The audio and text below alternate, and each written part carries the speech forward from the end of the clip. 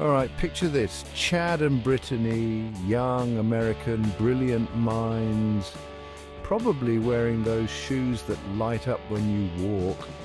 They built a micro caravan, tiny house on wheels, people. Genius, right? But here's the kicker. They hooked this bad boy to their electric bicycles. Yeah, you heard me right. These kids were going places, specifically around their flat, sunny Californian town. The caravan was a hit. They even had a miniature solar panel on top. Eco-friendly and adorable, just like their matching fanny packs. They were living the dream, cruising to the beach, smoothies in hand, not a care in the world. Their invention was featured on local news. People called them visionaries. A guy in a van tried to buy their prototype for $50 and a half-eaten bag of Funyuns. Things were getting crazy. Naturally, they decided the only logical next step was international travel.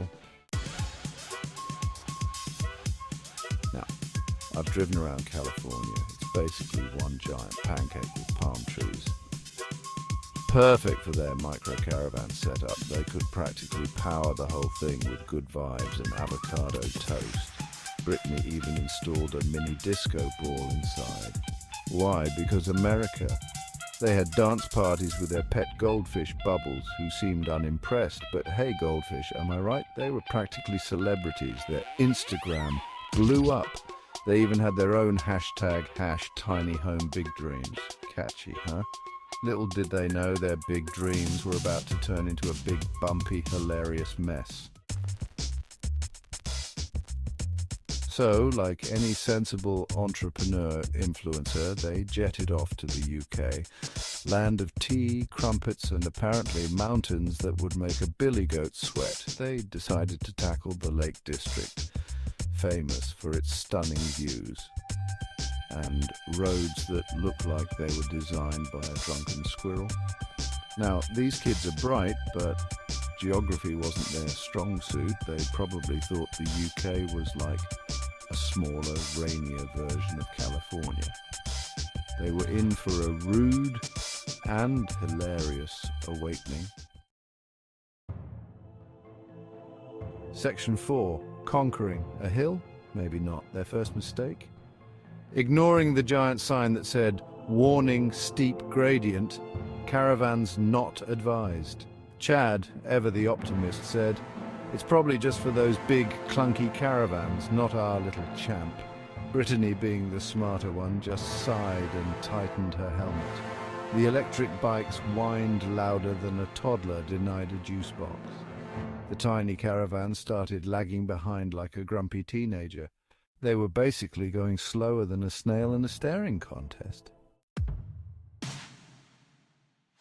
Section 5. Downhill. Oh dear God, no, they finally reached the top, out of breath and sweating like they just finished a marathon in a sauna, wearing winter coats. But the real fun began on the descent. The caravan, now possessed by the spirit of a runaway train, decided to take charge. Imagine a tiny house on wheels hurtling down a mountain, two terrified Americans clinging on for dear life. It was like a scene straight out of a slapstick comedy, only less predictable and way more dangerous. Brakes squealed, tires skidded, and sheep scattered in terror. Chad screamed something about regretting those extra tacos. Brittany, ever resourceful, used her selfie stick to fend off a rogue tree branch. It was utter chaos. But hey, at least they were making memories and probably breaking several traffic laws. Section 6. The stuff of legends and lawsuits. They eventually made it back down. The caravan, looking worse for wear, held together by duct tape and prayers. They limped into the nearest pub, hailed as heroes by the locals. Word of the crazy Yanks and their runaway tiny house spread faster than wildfire. Did they conquer the UK mountains? Not exactly. Did they create a legendary tale of adventure, stupidity, and the unyielding human spirit, and maybe some questionable driving? Absolutely. And that, my friends, is the story of how two kids, a microcaravan and a mountain, taught us all a valuable lesson. Sometimes the most epic fails are the most hilarious wins.